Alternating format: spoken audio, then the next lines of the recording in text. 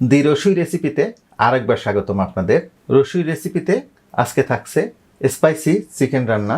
যদি মুরগির মাংসে এরকম কালার এবং টেক্সচার নিয়ে আসতে চান তাহলে রেসিপিটা শুরু থেকে শেষ পর্যন্ত দেখবেন। আমার বিশ্বাস রেসিপিটা আপনাদের অনেক ভালো লাগবে। তাহলে চলুন আমরা রেসিপিটা দেখে নিচ্ছি। চুলে একটা পাতিল বসিয়ে নিয়েছি, হাফ কাপ মতো সয়াবিন তেল দিয়ে দিব, ছোট্ট 3 টুকরা দারুচিনি দিয়ে দিচ্ছি, 5-6টা লবঙ্গ, 5-6টা মতো সাদা এলাচ, একটা কালো এলাচ এবং 2টো তেজপাতা। মশলাগুলোকে হালকা করে একটু ভেজে নেব যাতে করে এর থেকে সুন্দর গন্ধটা বের হয়। মশলাগুলোকে হালকা করে একটু ভেজে নিলাম। এখন এখানে 1.5 কাপ মতো পেঁয়াজ কুচানো দিয়ে দিচ্ছি। পেঁয়াজগুলোর জাস্ট কালারটা পরিবর্তন হওয়া পর্যন্ত এগুলোকে একটু ভেজে নিতে হবে। মিডিয়াম হিটে পেঁয়াজগুলোকে জাস্ট 3-4 মিনিট মতো আমি ভেজে নিলাম। দেখুন এর কালারটা পরিবর্তন হয়ে আসছে। এখন এখানে দিয়ে দিচ্ছি 1 টেবিল চামচ আদা বাটা এবং 1 টেবিল চামচ রসুন বাটা।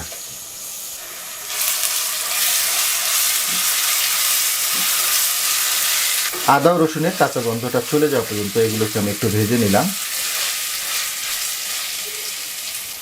এখন এখানে দিয়ে দিচ্ছি 1 টেবিল চামচ হলুদের গুঁড়া, 1 টেবিল চামচ শুকনা মরিচের গুঁড়া এবং 1 টেবিল চামচ কাশ্মীরি মরিচের গুঁড়া। আপনারা সবাই জানেন এই কাশ্মীরি মরিচের গুঁড়োটা জাস্ট কালারটা নিয়ে আসে, এটাতে ঝাল কম। অনেকে আমাকে প্রশ্ন করেছেন যে কাশ্মীরি মরিচের গুঁড়া কোথায় পাবো। আপনারা এটা দারাজে অর্ডার করলেই পাবেন। 1 টেবিল চামচ জিরার গুঁড়া দিয়ে দিচ্ছি, সেই সাথে দিচ্ছি 1 টেবিল চামচ ধনিয়ার গুঁড়া।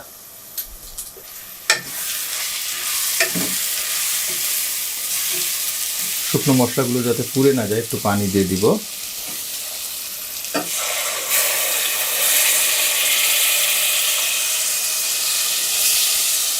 হাফ কাপ মতো পানি দিয়ে দিলাম।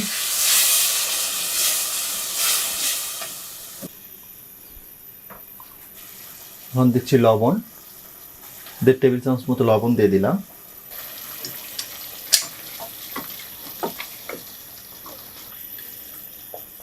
ঢাকনাটা লাগিয়ে দিচ্ছি। মশলাগুলোকে খুব ভালোভাবে কষিয়ে নিব। মিডিয়াম হিটে মশলাগুলোকে প্রায় 5-6 মিনিট মতো আমি কষিয়ে নিলাম। দেখুন খুব সুন্দরভাবে তেল ছেড়ে দিয়েছে। এটা ইন্ডিকেট করে মশলাটা খুব ভালোভাবে কষানো হয়ে গেছে। এই জায়গাটা একটু বলে রাখি আপনাদের, মাংসের স্বাদ এবং কালার অনেকটাই কিন্তু নির্ভর করে শুরুতেই মশলাটা আপনি কতটুকু ভালোভাবে কষিয়ে নিলেন, এর উপরেও অনেকটাই স্বাদটা এবং কালারটা নির্ভর করে। দেখুন দেখেই বুঝতেছেন যেটা কত সুন্দরভাবে কষানো হয়ে গেছে। তো আমরা এখন মাংসটা দিয়ে দিব। এখানে 1 কেজি ব্রয়লারের মাংস আছে।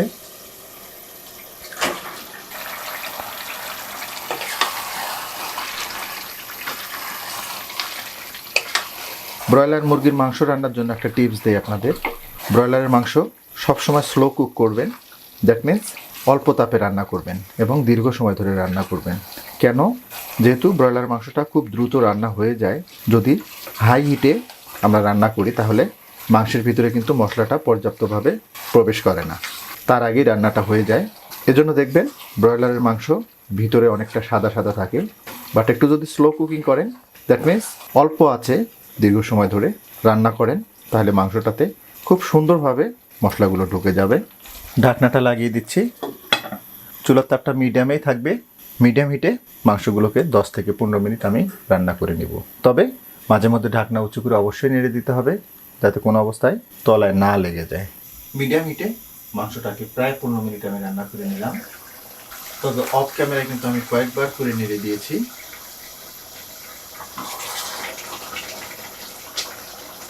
দেখুন মাংসটা থেকে কিন্তু অনেকটাই পানি ছেড়ে দিয়েছে। আর এর জন্য কিন্তু এই মাংসটা সিদ্ধ করার জন্য অ্যাডিশনাল কোনো পানির দরকার নেই। তবে যদি ব্রয়লার মুরগি না হয়, অন্য মুরগি হয়, তাহলে সিদ্ধ করার জন্য একটু গরম পানি দিতে পারেন। মুরগিটা থেকে যে পরিমাণ পানি ছেড়েছে এই পানিতেই মাংসটা খুব ভালোভাবে রান্না হয়ে যাবে। এই পর্যায়ে 5-6টা কাঁচামরিচ দিয়ে দিচ্ছি জাস্ট ফ্লেভারের জন্য। সেই সাথে দিচ্ছি একটা স্পেশাল মশলার গুঁড়া, একটা গরম মশলার গুঁড়া। আমি জাস্ট মশলাটাকে ক্র্যাশ করে নিয়েছি। আর এই স্পেশাল মশলাটাতে ছিল 4টে এলাচ, 4টে লবঙ্গ, 3 টুকরা দারুচিনি এবং 1 চা চামচ আস্ত ধনিয়া। সবগুলো মশলাকে হালকা করে একটু ভেজে নিয়ে আমি গুঁড়ো করে নিয়েছি। এই মশলার গুঁড়োটা দেবেন, তাতে খুব চমৎকার একটা ফ্লেভার অ্যাড করবে, পাশাপাশি মাংসের লুকটাও খুব সুন্দর আসবে। আমি ঢাকনাটা আবার লাগিয়ে দিচ্ছি। এই পর্যায়ে চুলার তাপটাকে মিডিয়াম এবং লোয়ের মাঝামাঝি নিয়ে আসবো। মিডিয়াম লো হিটে মাংসটাকে প্রায় 25 মিনিট মতো আমি রান্না করে নিলাম। আমি মনে করি লুকটার ব্যাপারে বলার কিছুই নেই, আপনারা নিজেরাই দেখছেন। দেখুন কত সুন্দরভাবে তেল ছেড়ে দিয়েছে। এটার কালার, এর টেক্সচার দেখেই বুঝতেছেন যে এটা কতটা সুন্দর হয়েছে, সেটা বলার আর অবকাশ থাকে না। আশা করব এই স্পাইসি চিকেন রেসিপিটা আপনাদের অনেক ভালো লাগবে, আর ভালো লাগলেই কিন্তু আমার সার্থকতা। যদি একটু হলেও ভালো লেগে থাকে তাহলে রিকোয়েস্ট করব লাইক, শেয়ার এবং কমেন্ট করার জন্য। আর আপনি আমার চ্যানেলে নতুন হয়ে থাকলে রিকোয়েস্ট করব আমার চ্যানেলটাকে সাবস্ক্রাইব করার জন্য। তো আজকে পর্যন্তই, আবার নতুন কোনো রেসিপি নিয়ে আপনাদের সামনে আসবো। সে পর্যন্ত সবাই অনেক ভালো থাকবেন, সুস্থ থাকবেন, নিরাপদ থাকবেন। আল্লাহ হাফেজ।